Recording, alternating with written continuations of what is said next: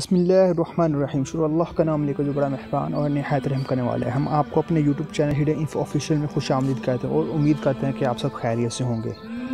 دو عالم کے مالک و مختار مکی مدنی سرکار محمد صلی اللہ علیہ وآلہ وسلم نے ارشاد فرمایا، جو مجھ پر شب جمعہ اور روز جمعہ 100 بار درود شریف پڑھے، اللہ پاک اس کی 100 حاجتیں پوری فرمائے گا، 70 آخرت کی اور 30 دنیا کی.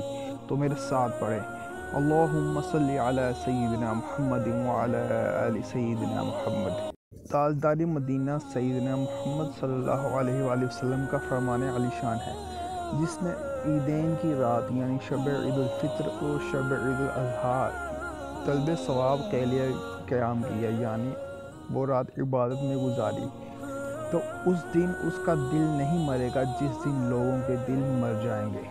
ایک اور مقام پر حضرت معاذ بن جبل رضی اللہ تعالی عنہ سے مروی ہے، فرماتے ہیں جو 5 راتوں میں شب بیداری کرے یعنی جا کر عبادت میں گزارے، اس کے لیے جنت واجب ہو جاتی ہے. ذی الحجہ شریف کی 8ویں 9ویں 10ویں رات، اس طرح 3 راتیں تو یہ ہوئیں، اور چوتھی رات عید الفطر کی رات ہے، اور 5ویں شعبان المعظم کی 15ویں رات یعنی شب بارات کی رات.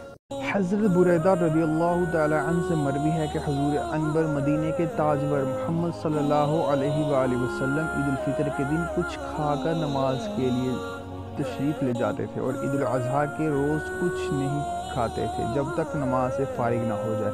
اور بخاری کی روایت حضرت انس رضی اللہ عنہ سے ہے کہ عید الفطر کے دن تشریف نہ لے جاتے تھے جب تک چند کھجوریں نہ تناول فرما لیتے اور وہ تاک ہوتی. Thanks for watching. Like, share and subscribe to my channel, and also press the bell icon for latest new updates.